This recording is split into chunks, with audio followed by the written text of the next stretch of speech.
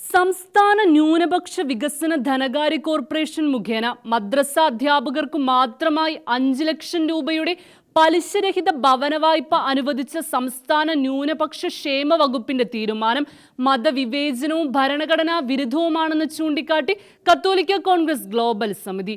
ന്യൂനപക്ഷ ക്ഷേമ വകുപ്പിന്റെ വിവേചനപരമായ ഉത്തരവ് പിൻവലിക്കണമെന്നും ക്രിസ്ത്യൻ ന്യൂനപക്ഷം ഉൾപ്പെടെ ഇതര വിജ്ഞാപിത മതന്യൂനപക്ഷങ്ങളിലെ മതാധ്യാപകരെയും പലിശരഹിത ഭവന വായ്പാ പദ്ധതിയിൽ ഉൾപ്പെടുത്തി പുതിയ ഉത്തരവിറക്കണമെന്നും കോൺഗ്രസ് ഗ്ലോബൽ സമിതി ആവശ്യപ്പെട്ടു.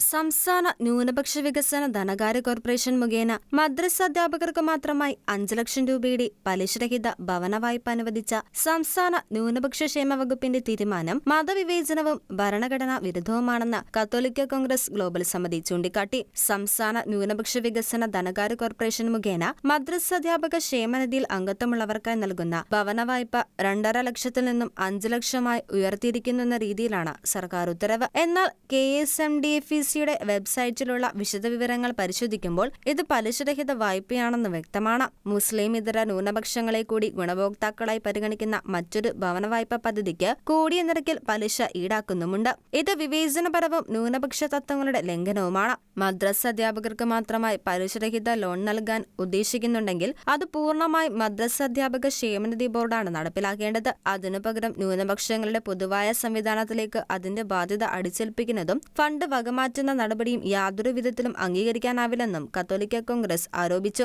എല്ലാ ന്യൂനപക്ഷ വിഭാഗങ്ങളും ഗുണഭോക്താക്കളായ വിവിധ വിദ്യാഭ്യാസ സ്കോളർഷിപ്പുകളുടെ വിഹിതം സാമ്പത്തിക പ്രതിസന്ധിയുടെ പേരിൽ നേർപകുതിയായി വെട്ടിക്കുറച്ച സംസ്ഥാന ന്യൂനപക്ഷ ക്ഷേമ വകുപ്പ് പ്രത്യേക വിഭാഗക്കാർക്ക് മാത്രമുള്ള പദ്ധതിയുടെ ഫണ്ട് നേരെ ഇരട്ടിയാക്കുന്ന വിരോധാഭാസമാണ് കാണുന്നത്.